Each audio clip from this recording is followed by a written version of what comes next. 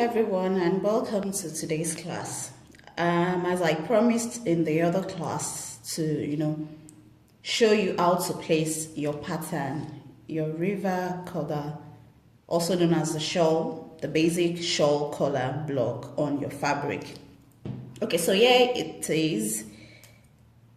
I have added the same allowance to the pattern, and here is another copy. This is when you're cutting it together with the front bodies. When you're cutting your collar together with the front bodies, all you need to do is add your seam allowance, then your back neckline is sewn here together with the shoulder. I showed you in the last class, and here is the one if you're cutting it separately.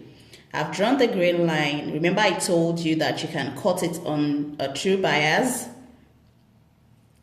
and you can cut the center back on the fold. Okay, so I'll be showing us how to place these patterns on our fabric. Okay, here's our fabric. Here's the fabric. Here's the cross grain, and here is the straight grain. The straight grain of every fabric is that part, the selvage area. The cross grain is the part they tear in the markets for you when you want to buy your fabric. Okay, so as you can see, remember I told you to always go and read about grain lines. I've drawn my grain line. I'm using straight grain. I'm cutting this on the straight grain of the fabric, which means I'm going to fold selvage to selvage. This is the selvage, the etiage of the fabric. I'm going to fold it like so.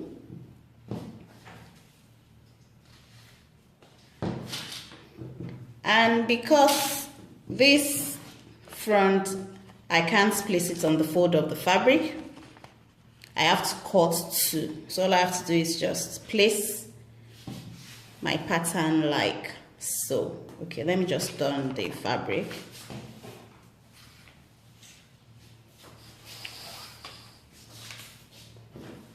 Can you see the self edge?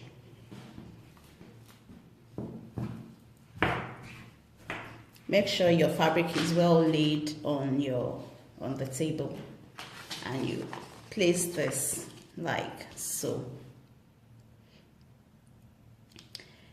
Unfortunately, you can't cut this on the fold with the collar attached to the front bodies. If you want to cut it on the fold, that means you're going to turn it this way. That is making this come to the fold of your fabric. If you do that, you won't be able to add your seam allowance, and that means your pattern is going off the grain. And when you've cut your pattern off, when you place your pattern off the grain, it means you're going to have drags on your garments. Patterns are to be placed on the straight grain and on the cross grain. Sometimes on the bias, it depends on your final outcome. When you place a pattern on the bias, that means you want drags, e.g. when you want to cut cowl neckline. Cowl necklines, cowls are generally placed on the bias of every fabric in order for the fall to achieve the fall. And the fall looks like a draped, like a dragged, fabric. So that's what it's going to look like if you place a pattern that is meant to be placed on the straight grain or cross grain on a bias grain. You're going to have drags, and the garment won't sit well on you. So you either place on the straight grain or on the cross grain according to design. Some fabrics have print on them and you want to follow the print. That way you can place on the cross grain and so on and so forth. Like I said earlier on, you have to read about grain line so that you understand. Some of us might have, unknowingly placed our pattern on the cross grain or off, off the grain. Once your pattern goes off the grain, you're going to have drags. It won't sit well. Then you'll be like, where's this drag coming from, and all of that. So it is very important you place on the correct grain of your fabric. Okay, so for this you have to cut two 2 for the left side and 2 for the right side. So that's how to place your, and don't forget to always add your seam allowance. This block as it is doesn't have a seam allowance apart from this part that I just added, so that you will understand what I'm trying to say. So this is when you cut your shawl collar together with the front bodies. So if you want to cut your collar separately, like so, that means you're going to cut away here, here, here, here. See, like so. So that's how you're going to cut it out. Then you cut it with whatever fabric you want to use, and add your, I've added seam allowance on this. I've added seam allowance to be attached to the front bodies, and these can be placed on the fold of your fabric. See, you don't have to cut two, so you place on the fold of the fabric, but again you're going to cut to one upper collar and the other one the under collar. The upper collar is your fashion fabric, and the under collar is what we call lining or facing. But the under collar also must be cut using our fashion fabric. The upper collar, you have to add interfacing on the upper collar. The under collar, you may or you may not. It depends on how thick or how, the weight you desire in your collar. So for both the upper collar and the under collar, you'll be using your fashion fabric. But you need to understand that the under collar serves the purpose of a facing. You'll use it to finish your upper collar. Okay, so yeah, you can place it on the straight grain or cross grain as well, lengthwise or widthwise. And I said, because this is a roll collar, when you place a roll collar on the true bias, you get that feel, that roll on the neckline, because it's supposed to stretch a little bit on your neckline. So I'm just going to show us how to, like I said, a fabric has 3 grain lines: the cross grain, the straight grain, and the bias grain.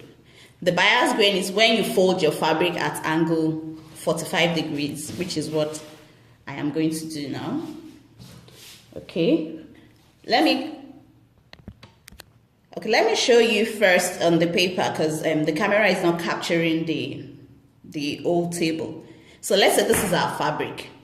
This is the lengthwise where you have your etiaje up and down. If there, not every fabric has the etiaje in laces like you always see in laces. But yes, but selvage is both up and down, and this is where the fabric seller will measure and cut for you. So this is the lengthwise and this is the crosswise.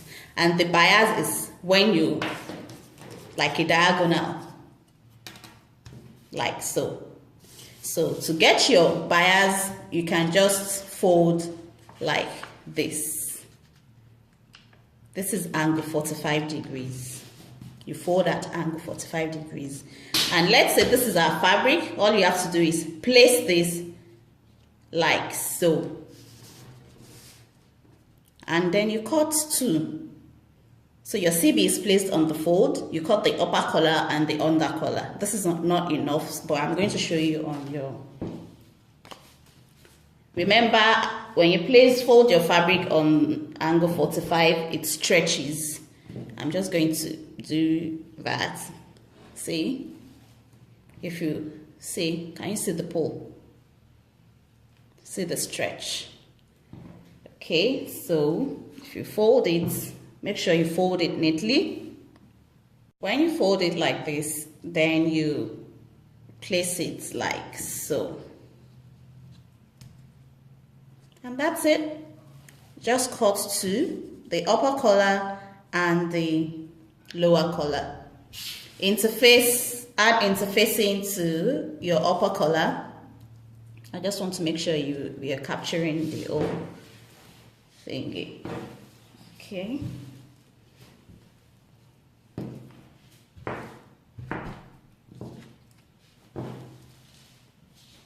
Okay, so I've added seam allowance on here already. I've added here as well. So that's our seam allowance. If you did not add on your pattern, you can add on your fabric. So you place and you cut.